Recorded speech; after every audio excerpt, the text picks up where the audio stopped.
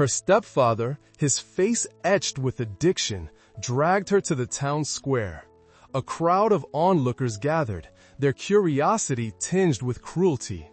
"Here's the fat one, a burden on society!" he roared, pointing his finger at her. The words hit her like a blow, piercing her heart with shock. She became the target of mockery, her helplessness growing with each sneering remark. The brutal scene deepened her burning sense of shame. Her stepfather, with a cynical smile, extended his hand. "A bottle of whiskey? For this? Cargo?" His words transformed her into an object of trade before everyone's eyes. The shameful transaction sealed her public humiliation. Thoughts of utter collapse swirled in her head, and her heart bled with unimaginable pain. The world disappeared, replaced by a searing shame. Tears, trapped deep within, intensified the feeling of being cargo. In her mind, she whispered about the impossibility of such brutal rejection by her family and a merciless society.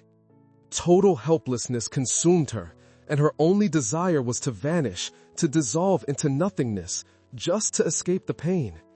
The whispers of the crowd turned into loud laughter, sharp as knives. Pointing fingers and cruel comments, thrown with brazen abandon, intensified the burning humiliation.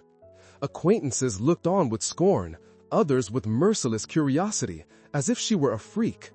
The chorus of judgments drove her deeper into the ground. She felt naked, alone, rejected, and worthless. Her stepfather, with disgust, brutally shoved her like a sack of potatoes towards the stranger who had reached out for her. It was an exile, a sale of her soul in a public market, a blow that stripped her of her last vestiges of dignity. In those final moments in the square, in absolute despair, she felt her world collapse. It was the culmination of her public humiliation, from which there was no escape. As her world crumbled, a cold wind brought the first treacherous snowflakes. A blizzard was approaching, merciless as human indifference. Her body shivered from the cold and the internal chill that had gripped her heart. She felt abandoned, defenseless, and the surrounding cold mirrored the emptiness and despair in her soul. She was on the verge, ready to disappear, when a shadow emerged from beyond the storm's horizon, the bridge to the mountain man. As the fat one's world crumbled and the cold wind brought treacherous snowflakes, suddenly, like a shadow from dark tales, the hermit from the mountains appeared in the square. His arrival was abrupt and unprecedented, interrupting the public humiliation. The crowd, cackling at the stepfather's cruelty, froze, their whispers dying in the sudden silence. The hermit, tall and silent, gazed at the scene without a word. His presence was an act of rebellion against the cruelty and rejection that the fat one had faced. In his eyes, there was no pity, but a stern determination, heralding a change of fate for the one deemed ahead. Burden and a shame. His arrival was a slap in the face to hypocrisy, a promise of protection against all odds. The hermit approached the stepfather, who had scornfully sold the fat one for a bottle of whiskey. Without a word, the renegade protector laid heavy coins on the table, claiming what he considered his. The crowd, stunned and frightened, watched in silence, not understanding the motivations of this recluse, whom everyone feared. It was a transaction devoid of emotion, yet carrying a powerful, silent message of authority, strength, and ruthless opposition to cruelty. His gaze was sharp and his decision irreversible, symbolizing the rejection of their hypocrisy and a guarantee of protection. After finalizing the brutal transaction, the hermit from the mountains made his first instinctive gesture of protection. He offered her his heavy cloak to cover her tattered dress and hide her shame from the prying eyes of the crowd.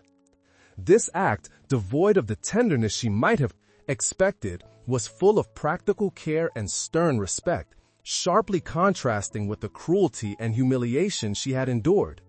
It was a silent declaration that to him, she was not a burden, but someone under his exclusive protection. The hermit and the fat one immediately left the square, leaving behind a stunned, speechless crowd and a city that had mercilessly rejected her. Their forced journey into the mountains began with the growing intensity of the approaching blizzard. The air was thick with frost and the imminent whiteness. Her fear was palpable, yet the hermit's quiet, stern presence, his sure steps, and lack of hesitation gave her an unfamiliar sense of security. Each step took them further from a world full of shame and cruelty, rushing towards an unknown, isolated future. It was an escape from human judgment straight into the embrace of wild nature. During their hasty journey deep into the wilderness, silence prevailed. The hermit, a true recluse, remained silent. His presence, the fat one, too frightened and ashamed by the recent humiliation, said nothing. Communication occurred through small, practical gestures. He pointed the way, offered water, maintained a protective distance. This silence, fraught with tension, was the beginning of a relationship built on action, not words. In these wordless moments, the seed of protection and respect began to grow, challenging her feeling of being a burden and an outcast. As the blizzard intensified, their journey led to complete isolation. Snow covered their tracks, cutting them off from the world, from the clamor and cruelty of human judgment. The hermit, knowing these mountains like the back of his hand, guided her steadily to a hidden refuge where no one would find them. This was not just an escape from the storm, but a symbolic severance from the society that had condemned her and branded her a burden. It was the beginning of a life in a place where there was no room for shame and rejection, where perhaps she would find dignity and strength under the silent protection of the only one who saw her true worth, ignoring the world's opinion. The fat one, still trembling, felt each step take her further from the public lynching. The stranger led the way, and she, head hidden in the cloak, could barely see the path. Shame burned her cheeks, even though no one was watching her anymore. But in this escape, in this rush before the blizzard, a shadow of strange, uncertain liberation emerged. She was no longer cargo for sale, but someone taken. The hermit remained silent, but his presence was like an invisible shield. Fear of the unknown mingled with relief that the city, with its cruel laughter, was being left behind. Each snowflake was like the washing away of old wounds, though the pain still lingered deep within. It was an escape from the shadow of shame, straight into the arms of a frosty, yet promising emptiness. The mountains closed in around them, and the swirling snow grew thicker. Amidst the whistling wind, an absolute silence reigned between them. The hermit walked with purpose, his silhouette like a figure carved from rock. The fat one, following him, felt the cold pierce her bones. But his stability was like a silent promise, protection without words. He didn't look at her with contempt, didn't utter taunts. She felt that his silence was not indifference, but focus. Once, when she stumbled on an icy stone, the hermit instinctively reached out, not touching her, but offering nonverbal support. It was a gesture devoid of pity, yet full of stern respect. In this blizzard, in this silence, something new was being born, something that challenged her feeling of being a burden. When they reached the small hidden cave, the hermit silently indicated a spot for her near a small hearth. Instead of giving orders, he simply handed her a dry hide so she could wrap herself. Then he set about building a fire, his movements precise and economical. He didn't ask her name, nor did he comment on her appearance. Instead, he prepared a simple meal of dried meat and water. When he handed her the bowl, his gaze was indifferent, but his hands held nothing that resembled her stepfather's contempt. These were the first acts of silent respect that slowly began to warm her frozen heart. She was no longer an object, but a person whose basic needs were met. It was the beginning of reclaiming her dignity, gesture by gesture, without a single word spoken. The blizzard raged with increasing fury. The wind howled like a predator, and snowflakes, sharp as needles, lashed her face despite the cloak. The fat one felt every muscle burn from exertion, and her breath grew ragged.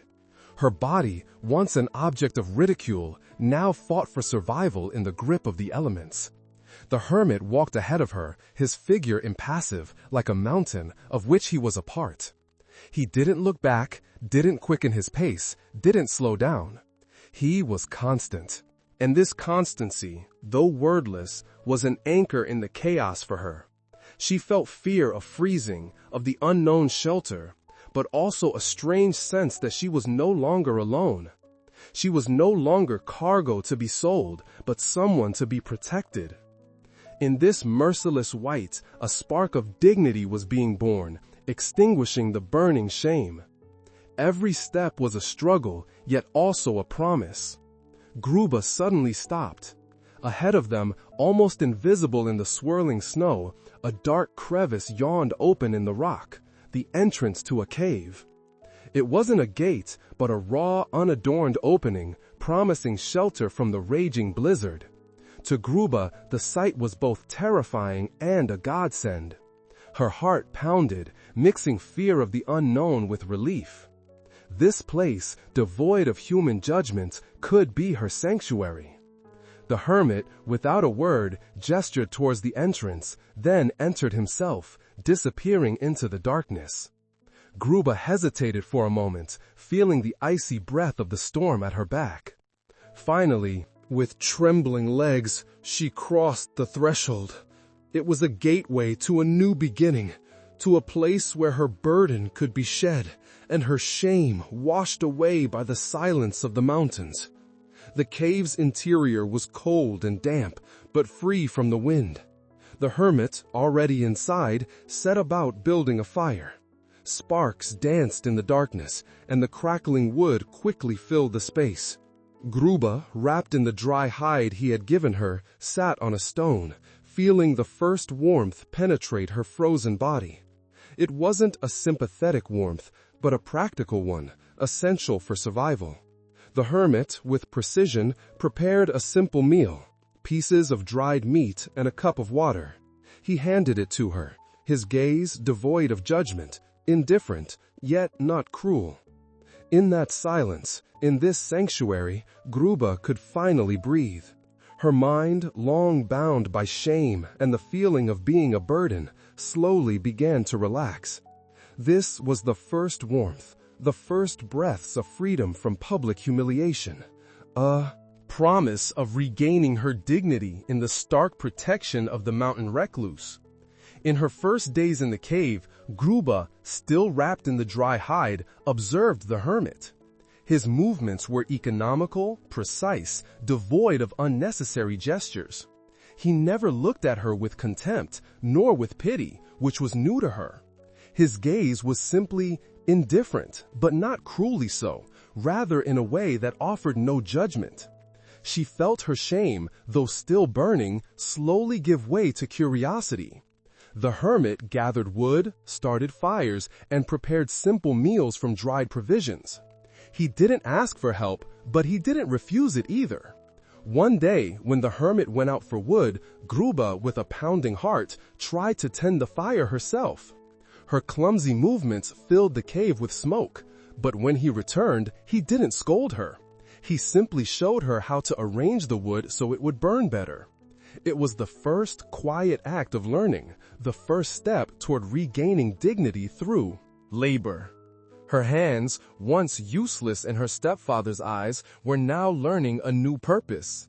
The silence between them was heavy, but not hostile. It was full of anticipation, a space for observation and slow, almost imperceptible changes. She felt she was no longer just a burden, but a silent witness and perhaps even a participant in this stark life. Days passed, and Gruba began to perceive the rhythm of the hermit's life, which also became her rhythm. They woke with the first rays of the sun, ate simple meals. The hermit went out to hunt or gather herbs, and she, in the cave, tried to find her place. She tried to clean, organize, and even mend torn clothes. Clumsy at first, her movements gradually became more confident. She discovered new skills within herself whose existence she had never known. Her body, once an object of ridicule and a symbol of her burden, now became a tool for survival. Her muscles ached, but this pain was different from the pain of shame. It was the pain of effort, the pain of strength slowly growing within her. The hermit, without words, showed her how to recognize edible roots, how to start a fire even with damp wood. In his silence, there was no longer fear, but a kind of stark trust. She felt she was not just tolerated, but had a purpose, a role in this small, isolated world. The rhythm of nature, relentless and fair, began to heal the wounds of her soul, giving her a sense of belonging she had never known in the city. She began to understand that true worth lay not in the opinions of others, but in the ability to survive and create. The silence of the cave, initially deafening, became a source of inner peace for Gruba. She understood that the hermit's silence was neither contempt nor indifference, but simply his nature, his way of being. In this quiet, she could finally hear her own thoughts, free from the echo of taunts and insults. She began to notice small gestures of respect from the hermit. When he handed her a bowl of food, he always ensured she had enough. When it was cold at night, he discreetly moved more hides toward her. He never touched her, never looked at her with desire, only with that same stark indifference, which nevertheless began to symbolize safety for her. These wordless acts of care, devoid of pity, were more powerful than any words. She began to feel that she was no longer Gruba, a burden sold for a bottle, but a person who had her place, her needs, which were being met. In her heart, the burning shame slowly faded, replaced by a strange new sense of inner calm. It was a silence that healed, a silence that allowed her to reclaim her dignity, piece by piece, in the stark yet safe protection of the mountain recluse. Days in the cave transformed Gruba. Her body, once soft and ridiculed, began to harden. The muscles in her arms and legs, initially sore from carrying wood and gathering herbs, grew tougher. Each day brought new challenges, climbing steep slopes, carrying heavy loads, tending the fire. With every effort, she felt her physical strength grow, and with it, a strange sense of inner power. The shame that had burned her slowly gave way to pride in her own endurance. The hermit, without a word, observed her progress. Sometimes, when she had trouble splitting wood, he simply showed her how to hold the axe, how to use her own body weight. He never criticized, never praised, but his silent presence was like a constant point of reference, an encouragement to continue. Gruba began to realize that her body was no longer a burden, but a tool that could meet the mountain's challenges. Her mind, free from urban judgments, began to sharpen, learning to recognize animal tracks, edible plants, the changing whims of the weather. It was a transformation from within, built on the stark reality of survival and quiet respect.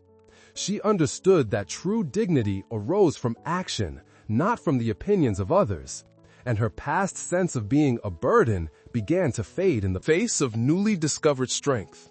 One evening, as the fire crackled in the cave and the hermit was busy sharpening his knife, Gruba, unaware of it, began to hum softly. It was an old, forgotten melody from her childhood, a song of wildflowers and freedom. Her voice, tentative and trembling at first, gained strength, filling the cave with a soft echo. The hermit briefly looked up, his eyes resting on her, but without a hint of judgment. He continued his work, but Gruba felt that her song had been heard and accepted. It was the first time in years she had allowed herself such expression, free from the fear of ridicule. Her lips, once pressed tight in pain and shame, now curved into a gentle smile.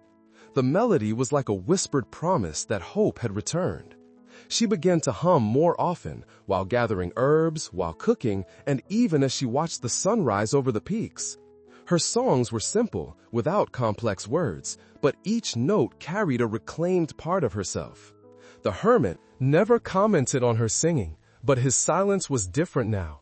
It was no longer indifference, but a space in which she could find her own inner melody. This return to sound, to self-expression, was a powerful symbol of regaining dignity and strength, extinguishing the last remnants of burning shame. Months passed, and their life in the cave became an unspoken partnership. Gruba and the hermit operated in almost perfect synchronization, each knowing the other's tasks and expectations without words. When the hermit returned from a hunt, Gruba already had a fire lit and water ready. When she needed help moving a heavy stone, his hand appeared beside her, offering strength without a word. There were no endearments between them, no promises of love, only a stark, mutual respect and a shared goal of survival. His protection was no longer just physical. It was the protection of her newly found dignity, a space where she could simply be herself without judgment. Gruba, once a burden, now an indispensable part of their small world. Her presence was no longer merely tolerated, but valued, and her strength grew with each passing day. She felt that her worth depended not on words, but on actions, on what she contributed to their shared life. In the silence of the mountains and the raw beauty of nature, two souls cast out by the world found a common purpose and an unspoken bond. This partnership, built on a foundation of mutual trust and respect, was stronger than any words, preparing them for the challenges to come. After months of peace, word from the town filtered through the mountain passes, warning of renewed interest in Lodi. Someone from outside, perhaps her stepfather or a greedy intruder, had remembered her and what they stood to gain. Lodi felt a growing unease, her sense of safety crumbling under the weight of a looming shadow. The man of the mountains, ever silent, grew more vigilant, scanning the horizon. Old demons were returning. Lodi's stepfather, who had sold her for whiskey, or one of his cronies, was spotted near the trails leading to the sanctuary, threatening Lodi's newfound peace. Had he come to reclaim his property? Was he seeking revenge? The news of his approach shattered Lodi's fragile illusion of safety. Fear gripped her heart, and memories of humiliation returned with double force. The man of the mountains silently prepared for defense. The threat reawakened Lodi's old fears and insecurities. Even though she had learned to value herself, the specter of returning to the past, of being treated like cargo or a burden, was paralyzing. She doubted her strength and whether her dignity could survive a confrontation with those who had cast her aside. It was an internal battle to prove to herself that she was more than just Gorda, sold for a pittance. The man of the mountains noticed her struggle but did not press her. The tranquility of the mountain cabin, cherished by Lodi and the man of the mountains, began to crack.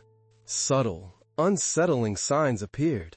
Strange noises in the forest, fresh tracks in the snow, and the sudden disappearance of animals from the vicinity. This built a growing tension around their safe haven. They felt they were being watched. An intruder was closing in.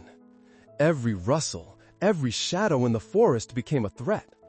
Lodi's heart pounded faster, her survival instincts, dormant in their sanctuary, awakened with cold precision. The man of the mountains, true to his silent code, acted without words.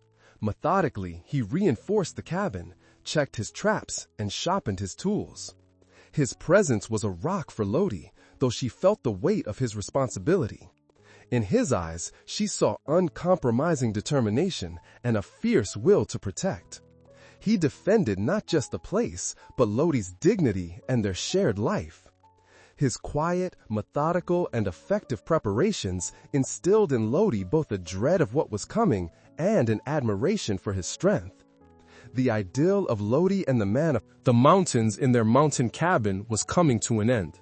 The return of the external threat brutally reminded them of the world's cruelty they had escaped. The sun still rose, but its light seemed colder, and the bird song less joyful, as if nature itself sensed the danger. They had to confront the fact that their sanctuary was no longer safe. It was a test for their budding bond and Lothi's newfound strength. This was not the end of their story, but an inevitable transition to the next, more perilous stage of their shared journey. While gathering berries, Lothi froze. Next to her footprints were fresh imprints of men's boots, too large for the man of the mountains, too distinct for an animal. Her heart pounded like a drum, and she tasted the bitter tang of fear. The shadow of her stepfather materialized from behind the trees. She knew it was no coincidence, but a warning. The darkness she had fled was closing in. Memories of public humiliation, taunts, and contempt struck with renewed force. Her mind, painstakingly reclaimed, filled with panic. Her stepfather, a man with empty, greedy eyes, was near. The man of the mountains, seeing her terror, nodded towards the tracks. His posture tensed, his gaze scanning the surroundings like a predator. He knew the time for peace was over. The real threat meant their mountain sanctuary, though hidden, had become a target. Lothi felt her newfound strength tremble, struggling against the specter of shame. With each passing day, the intruder became more palpable. Broken branches, rustling leaves, not the work of the wind. Lothi felt the cabin becoming a trap, her heart beating an uneven rhythm. The specter of her stepfather, his cynical smile and his hand reaching for whiskey, haunted her dreams. Something had changed within her. Once defenseless, she now built fires, recognized tracks, sharpened her knife. Her hands, once useless, were strong. In the man of the mountain's eyes, she saw quiet acknowledgement, not pity, and that gave her strength. One evening, by the fire, they heard footsteps approaching the cabin. The reinforced door rattled under an impact. Lothi, instead of fleeing, seized a heavy pole. She trembled, but not from fear, from anger at the one who wanted to humiliate her again, to make her cargo. The man of the mountains nodded, his gaze saying, "You are ready." She was defending not just the cabin, but her newfound dignity. The cabin door burst open. Her stepfather stood in the doorway, his face contorted with greed and hatred, other figures looming behind him. "I've come back for what's mine, fatty," he roared, glaring at Lothi, who stood beside the man of the mountains, gripping her pole. There was not just fear in her, but determination. The man of the mountains stepped forward, his silhouette like a rock wall. A knife glinted in his hand, a symbol of defense, not attack. Her stepfather hesitated, seeing the hermit's cold strength. Lothi, feeling his support, raised her. "I am not yours," she whispered, her quiet voice filled with power. "I will never be anyone's cargo again." The man of the mountains did not attack. He blocked the entrance, his eyes saying, "This is my home, my protection. You will not pass." The stepfather's aggression met with a quiet, unyielding force. He backed away, and his cronies followed suit, surprised that Fatty had a defender who would not yield. Her stepfather, taken aback, took a step back. His greed collided with the man of the mountain's unyielding stance and Lothi's newfound strength. His cronies, so confident moments ago, trembled in the firelight. You think you can defy me?" he snarled, trying to regain the upper hand, but his voice sounded hollow in the cabin's sudden silence. Lothi, though her heart pounded wildly, stood firm. The pole, once a tool for the fire, was now a symbol of resistance. "I am not your property," she repeated, louder, with a certainty that surprised even herself. The man of the mountains raised his knife, its blade gleaming in the firelight. It was not a gesture of threat, but a final declaration. "This is over. There is no place here for your cruel game." Her stepfather, seeing the determination in his eyes, felt the ground give way beneath him. There was no mercy, no negotiation, only a cold, unyielding will. He understood that his power over Lodi, his cargo, had come to an end. With an angry hiss, full of frustration, he turned, and his cronies followed, vanishing into the darkness of the night, defeated not by force, but by quiet, unyielding dignity. It was the downfall of a tyrant who had lost control over what he considered his own. News of the mountain confrontation spread through the town like wildfire. The crowd, who once pointed fingers at Lodi, whispered about Fatty finding a defender. Initially, disbelief mixed with contempt. How could cargo find refuge and strength? Over time, as stories of the unyielding man of the mountains and his defense gained traction, attitudes began to shift. People who had known her and laughed at her shame felt discomfort. Some, with clearer consciences, felt regret and reflected on their own cruelty. The stepfather's words, as he returned to town humiliated without his property, confirmed the rumors. "That savage, that gorda, she fought back," he roared, but his words, instead of laughter, evoked disgust. The community that had cast her out had to confront the echo of their own actions. Loti, though absent, became a symbol. She was seen as a victim, an example of unexpected strength, a mirror to their hypocrisy. Her past shame, once publicly displayed, now returned to town as a silent accusation, forcing reflection on what truly held value. A peace, deeper than ever, settled in the cabin. Loti, by the fire, felt the weight of shame and fear she had carried through life finally lift. Her heart felt light, her mind clear. She looked at the man of the mountains, silently sharpening his sword. Knife. His face calm and unperturbed. There were no words between them, only a silence filled with understanding, mutual respect, and unspoken commitment. He had defended her not just from her stepfather, but from a world that had rejected her. She, in turn, brought warmth, order, and a melody that filled their dwelling. Lodi knew her place was here, beside her silent protector, in the beauty of the mountains, where her worth was unquestioned. She felt she had reclaimed her dignity, not through vengeance, but through survival and by being seen, not as cargo, but as a person of full worth. The man of the mountains, sensing her peace, looked up. Their gazes met, for a moment, wordlessly, with deep understanding. It was their pact, an unspoken promise of a shared future, built on a foundation of respect and a strength that no enemy or societal judgment could break.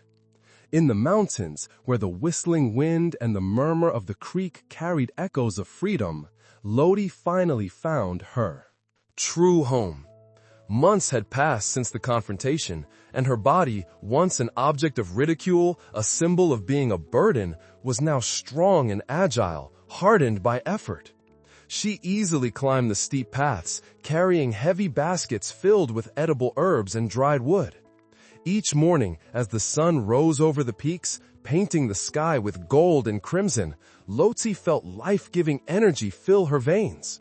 The burning shame, once her constant companion, faded, replaced by a quiet but unyielding pride in her resourcefulness and strength.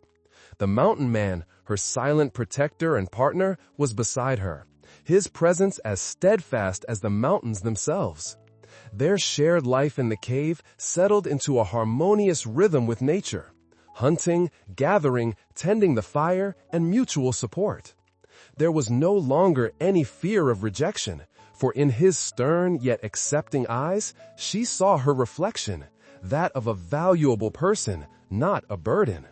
She understood that her true future did not lie in the words or false promises of the urban world, but in the harsh truth of the mountains and the unspoken, unbreakable bond that united them. This was her new beginning, her true future, forged in rock and silence, far from the world that had judged and rejected her. Here, in the heart of the wilderness, her dignity blossomed fully, becoming the foundation of her new self, ready for any challenge the mountains might bring. This story is a testament. Dignity is not a commodity. In the face of rejection, true worth reveals itself in inner strength, supported by those who see with their hearts.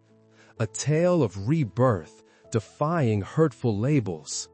The mountains became her sanctuary. Far from venomous stares, in silence and respect, the burden shed the weight of shame. There, in simplicity, she found peace, learning to trust herself and others. The cry of humiliation gave way to a quiet, indomitable strength. True power doesn't always shout. It flourishes in silence, acceptance, and perseverance. The rejected can also find dignity and strength to stand on their own 2 feet. This story reminds us, while society wounds, love and understanding heal. The protagonist, once a burden, proved that beauty lies in the courage to be oneself, regardless of opinion. A triumph of spirit over prejudice. What about you? Have you ever felt invisible or judged? Have you found a sanctuary where your true worth was recognized? Share your thoughts. Where are you listening to us from tonight? If this story touched your heart and you believe in redemption and the strength of the human spirit, leave a comment below. Your words matter. Share your thoughts and experiences. We are here to listen. And don't go far. Our journey through the world of dignity and love continues. Another story awaits. Stay with us to hear more stories of strength, hope, and redemption. Thank you for being part of our community.